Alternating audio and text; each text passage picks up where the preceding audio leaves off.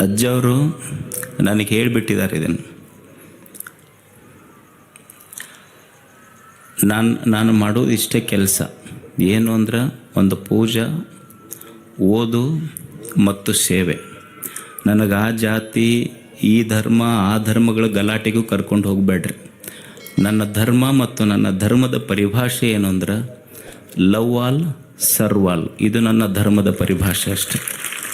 ಎಲ್ಲರನ್ನು ಪ್ರೀತಿಸು, ಎಲ್ಲರನ್ನು ಸೇವಾ ಮಾಡು. ಇದನ್ನು ಬಿಟ್ಟರೆ ಇದಕ್ಕೆ ಮಿಕ್ಕಿದ ಧರ್ಮದ ಪರಿಭಾಷೆಗಳನ್ನು ತಿಳಿದುಕೊಳ್ಳುವಷ್ಟು ಪಂಡಿತನೂ ನಾನಲ್ಲ.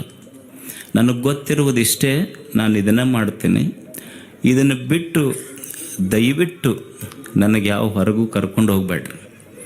ನನಗೆ ಅಜ್ಜಾರು ಹೇಳ್ಯಾರ, ನಾನು ಎಲ್ಲಿ ನನ್ನ ಶಿಕ್ಷಣ ಸಂಸ್ಥೆಗಳಲ್ಲಿರಲಿ, ಮಠದಲ್ಲಿರಲಿ, ಪತ್ರಿಕೆಯಲ್ಲಿರಲಿ, ನನ್ನ ಫೋಟೋ ಎಲ್ಲಿ ಹಾಕಿಲ್ಲ. ನಾನು ಮಠದಾಗಿರೋದು ಅಜ್ಜರ ಫೋಟೋ ಒಂದೇ ಗದ್ದಿಗೆ. ಯಾರೋ ಕೇಳಿದ್ರು ನನಗೆ, ಅಲ್ಲ ಅಜ್ಜರು ನಿಮ್ಮ ಮಠದಾಗ ಫೋಟೋ ಹಾಕಿಲ್ಲ ಅಂತ. ಮತ್ತು ನೀವು ಯಾರ್ದು ನೋಡಿದ್ರಿ ಮಠದಾಗ ಅಂತ ಕೇಳಿದೆ ನಾನು. ಒಬ್ರು ಯಾರೋ ಗುಲ್ಬರ್ಗದಿಂದ ಬಂದಿದ್ದರು, ನಿಮ್ಮ ಫೋಟೋ ಕಂಡಿಲ್ಲಲ್ಲ, ನೀವು ಮಠದಾಗ ಅಡ್ಡಾಡಿದ್ರಿ ಏನು? ಅಡ್ಡಾಡಿದೆ. ಯಾರ್ದು ಕಂಡಿತ್ತು ನಿಮ್ಗೆ? ಅಲ್ಲಿ ಗುರುಗಳು ಶಿವಶಾಂತವೀರ ಸ್ವಾಮಿಗಳ್ದು ಕಂಡಿತ್ತು. ಅಲ್ಲ, ಮನ್ಯಾಗ ಫೋಟೋ ಯಾರೂ ಇರ್ತಾವ, ಮಾಲಾಕರು ಇರ್ತಾವ, ಆಳ ಮಕ್ಕಳ ಫೋಟೋ ಯಾರು ಹಾಕಿರ್ತಾರೆ? ಯಾರೂ ಹಾಕೋದಿಲ್ಲ. ಅವ್ರ ಮಾಲಾಕರು ಅಷ್ಟೇ, ಅವ್ರ ಆಳ್ಮಗ ನಾನು. ದೇಹ, ಈ ದೇಹದೊಳಗೆ ಜೀವಿರುವಷ್ಟು ದಿವಸ ಅವನ ಸೇವೆ ಮಾಡೋದು ಮತ್ತು ಸಾಧ್ಯ ಇದ್ದಷ್ಟು ನಿಮ್ಮ ಸೇವೆ ಮಾಡೋದು. ಇಷ್ಟು ಬಿಟ್ಟರೆ ಬೇರೆ ಗೊತ್ತಿಲ್ಲ ನನಗೆ. ಮತ್ತು ನನಗೆ ಎಳ್ಕೊಂಡು ಹೋಗ್ಬಿಟ್ರೆ ಒತ್ತಾಯ ಮಾಡಿ. ಅದಕ್ಕೆ ನನ್ನ ಭಾವನೆಗಳನ್ನು ನೀವು ಅರ್ಥ ಮಾಡಿಕೊಡ್ರಿ ಅಷ್ಟೇ. ಯಾಕಂದರೆ ಸಮಾಜ ಬಹಳ ಸೂಕ್ಷ್ಮವಾಗಿ ಹೋಗ್ತಾ ಇದೆ. ನನಗೆ ಹೊರಗಿನ ವಿಷಯಗಳಲ್ಲಿ ಆಸಕ್ತಿ ಇಲ್ಲ. ತಮಗೆಲ್ಲ ಧನ್ಯವಾದ. ಒಂದೆರಡು ಸೂಚನೆಗಳು ನಿಮಗೆ.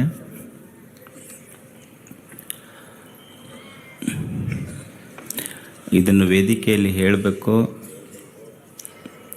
ಹೇಳಬಾರ್ದಂತ ಭಾಳ ಅಂದ್ಕೊಂಡಿದ್ದೆ, ಆದರೆ ಹೇಳದೇ ಇದ್ದರೆ ನಡೆಯೋದಿಲ್ಲ ಅನ್ನೋದಕ್ಕೆ ಹೇಳಕತ್ತಿದ್ದೆ.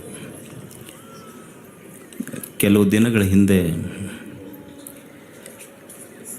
ಗವಿಸಿದ್ದೇಶ್ವರನ ಹೆಸರನ್ನು ರೈಲ್ವೆ ಸ್ಟೇಷನ್ಗೆ ಇಡಬೇಕು ಅಂತ ಅದೇನು ನೀವೇನು ಪೋಸ್ಟ್ ಮಾಡೋದು, ಆ ಸಂಘಟನೆ ಕೊಡೋದು, ಈ ಸಂಘಟನೆ ಕೊಡೋದು. ನಾನೆಲ್ಲ ಭಕ್ತರಲ್ಲಿ ಹೇಳೋದಿಷ್ಟೇ,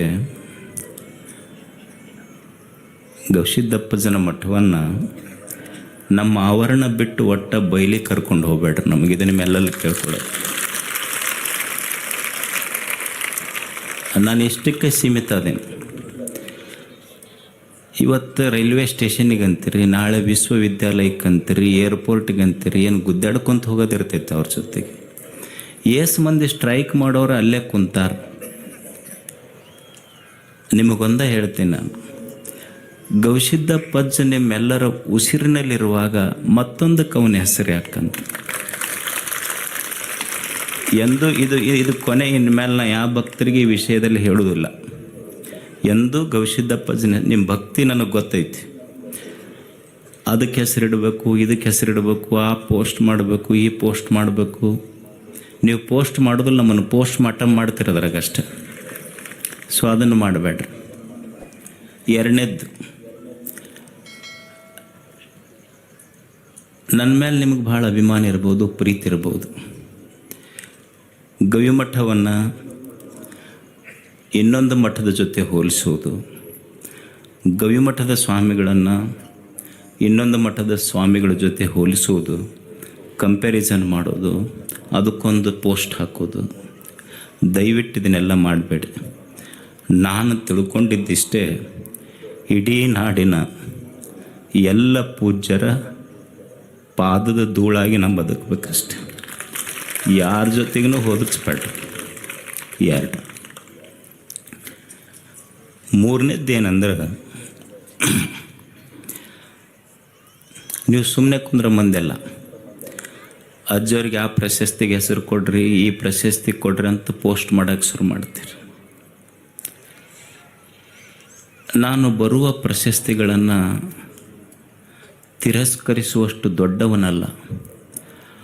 ಅದನ್ನು ಸ್ವೀಕರಿಸುವ ಅರ್ಹತೆ ನನಗಿಲ್ಲೋ ಅನ್ನುವಂಥ ವಿನಯವಂತ ನಾನಷ್ಟೇ, ವಿನಮ್ರತೆ ನನ್ನಲ್ಲಿದೆ. ಆ ಅರ್ಹತೆ ಬೇಕು, ಅದು ನನ್ನಲ್ಲಿಲ್ಲ. ಅದಕ್ಕಾಗಿ ನನಗೂ ದೊಡ್ಡ ಪ್ರಶಸ್ತಿ ಅಂದ್ರೆ ನೀವೆಲ್ಲ ಪ್ರೀತಿಯಿಂದ ನಮ್ಮ ಅಜ್ಜರಂತ ನಿಮ್ಮ ಎದೆಯಾಗ ಜಾಗ ಕೊಟ್ಟಿರಲ್ಲ, ಅದು ಬರ್ತಾರೆ. ದಯವಿಟ್ಟು ಇನ್ನು ಮುಂದೆ ಈ ಮೂರು ಯಾರೂ ಮಾಡಬೇಡ್ರಿ. ನಮಸ್ಕಾರ ತಮಗೆಲ್ಲ.